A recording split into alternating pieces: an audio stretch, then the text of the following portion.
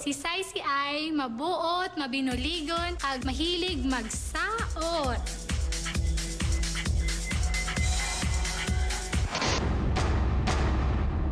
Apat po kami sa pamilya. Yung mother ko po, isang housewife. Yung father ko naman po, pedicab driver. At saka may kapatid ako, bading. Sobrang close kami ng kapatid ko. Naghihiraman nga kami ng pants at saka damit.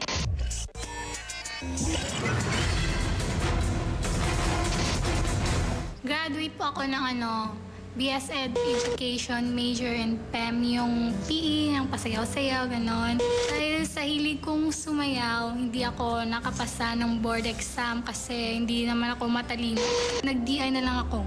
Wala pong trabaho yung parents ko. So yung pagdi-DI ko, yun yung binibigay ko sa kanila para pambili ng pagkain namin at saka pang-araw-araw na mga gastusin. College pa lang po ako, pinagkakitaan ko na yung pag-DI ko. Marami po akong sinasalian na mga dance competition. Pinalad po ako, palagi po akong nananalo sa mga competition.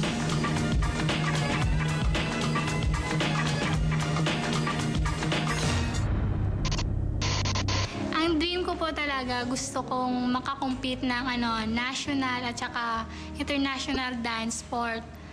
Gusto kong makilala. Ang pasasayaw po ay katumbasan ng buhay ko dahil ito ang bumubuhay sa akin at sa aking pamilya.